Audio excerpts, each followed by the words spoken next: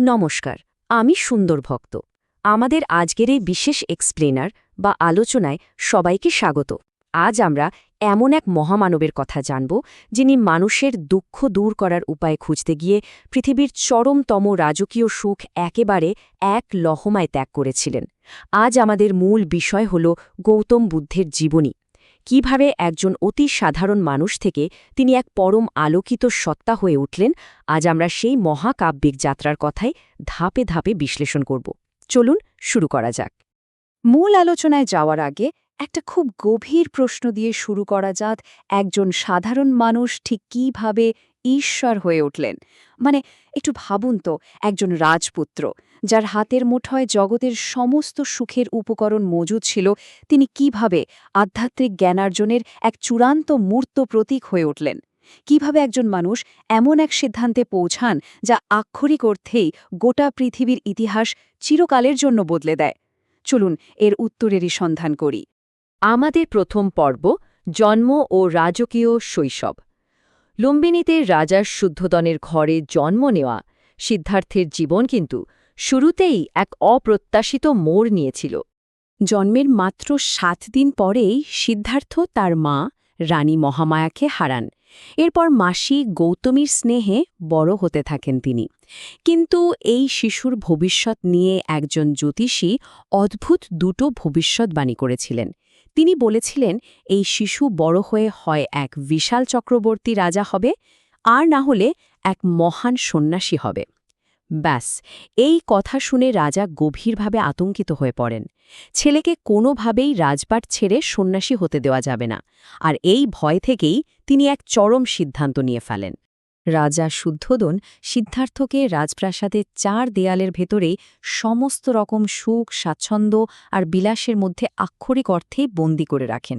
বাইরের জগতের কোনো মলিনতা, কোনো দুঃখ কষ্ট যেন তাকে ছুঁতে না পারে, তার একেবারে নিখুঁত ব্যবস্থা করা হয়। সুন্দরী রাজকন্যা যশোধরার সাথে তার বিয়ে দেওয়া হয়, আর তাদের রাহুল নামে একটি ছেলেও হয়। আপাত দৃষ্টিতে দেখলে এটা ছিল একটা নিখুঁত স্বপ্নের মতো জীবন, একদম সোনার খাঁচা যাকে বলে। এবার আসি আমাদের দ্বিতীয় পর্বে, ৪টি দৃশ্য ও গৃহত্যাগ, যাকে বলা হয় মহাভিনিষ্ক্রমণ।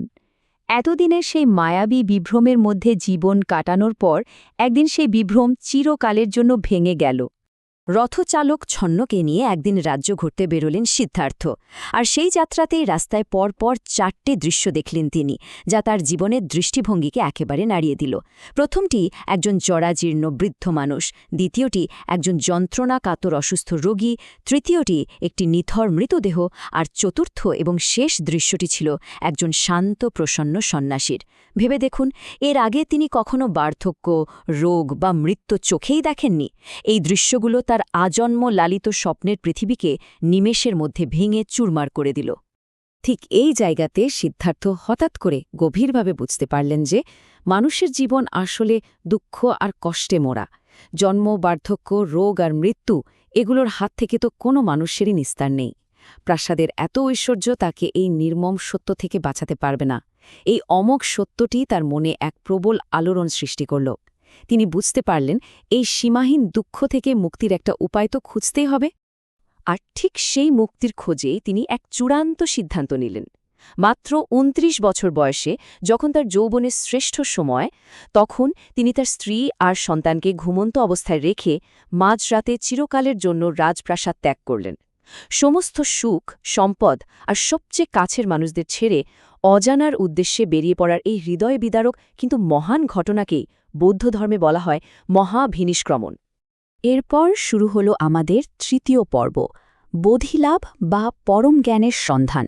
রাজপ্রাসাদ ত্যাগের পর শুরু হল এক সম্পূর্ণ নতুন অধ্যায়। সত্যের সন্ধানে একজন রাজপুত্র হয়ে উঠলেন সাধারণ এক পরিব্রাজক। আলার কালামের মতো গুরুর কাছে শিক্ষা নিলেন, কিন্তু তবু তার মন শান্ত হল না। অবশেষে বিহারের বোধগয়া একটি শান্ত অশ্বত্থ গাছের নিচে তিনি দীর্ঘ ধ্যানে বসেন। সেই একনিষ্ঠ ধ্যানের পর তিনি অবশেষে লাভ করেন বোধি বা পরম জ্ঞান, আর সেই বিশেষ দিনটি থেকেই সিদ্ধার্থ হয়ে ওঠেন বুদ্ধ, যার অর্থ হল পরম জ্ঞানী বা আলোকিত একজন মানুষ। এখন প্রশ্ন হল, সবচেয়ে গুরুত্বপূর্ণ বিষয়টা কি ছিল? এই জ্ঞান লাভের পর তিনি ঠিক কি বুঝতে পেরেছিলেন? বুদ্ধ উপলব্ধি করেছিলেন যে মানুষের সব দুঃখ, সব যন্ত্রণার একদম মূল কারণ হল তাদের কামনা বা অতিরিক্ত ইচ্ছা। আমরা যখনই কোনো কিছুর প্রতি অতিরিক্ত আকাঙ্ক্ষা করি, ঠিক তখনই আমরা আমাদের নিজেদের দুঃখের বীজ বপন করি। এই একটা সাধারণ অথচ অত্যন্ত গভীর সত্যই হল তার সমস্ত শিক্ষার মূল ভিত্তি। এবার আমরা এসে পড়েছি আমাদের চতুর্থ ও শেষ পর্বে, শিক্ষা ও মহাপরিনির্বাণ, মানব কল্যাণে উৎসর্গীকৃত একটি জীবন। পরম সত্যকে জানার পর বুদ্ধ কিন্তু তার জীবনের বাকি সময়টা নিজের মধ্যে সীমাবদ্ধ রাখেননি। মানুষের দুঃখ দূর করার জন্য তিনি অত্যন্ত সুগঠিত একটি পথ নির্দেশিকা তৈরি করেন, যা হল 4টি আর্য সত্য এবং অষ্টাঙ্গিক মার্গ বা 8টি পথ। এই নীতিগুলোর মাধ্যমে তিনি খুব সহজভাবে বোঝান যে দুঃখ যেমন আছে তেমনি তা থেকে মুক্তির উপায়ও আছে। এর জন্য কোনো জাদুর প্রয়োজন নেই, প্রয়োজন শুধু নিজের মনকে নিয়ন্ত্রণ করে একটা সঠিক ও নৈতিক জীবনযাপন। দীর্ঘ ৪৫ বছর ধরে অহিংসা ও করুণার মাধ্যমে এই মহান শিক্ষা প্রচার করার পর উত্তরপ্রদেশের কুশীনগরে ৮০ বছর বয়সে তিনি দেহত্যাগ করেন। এই ঘটনাটিকে বলা হয় মহাপরিনির্বাণ। তবে তার প্রয়াণের পর তার কাজ থেমে থাকেনি মোটেও। তার অমূল্য বাণী পরবর্তীতে পালি ভাষায় ত্রিপিটক নামক এক বিশাল গ্রন্থে অত্যন্ত যত্ন সহকারে সংকলিত হয়, আর সেই গ্রন্থই আজও বিশ্বজুড়ে অগণিত মানুষকে পথ দেখাচ্ছে।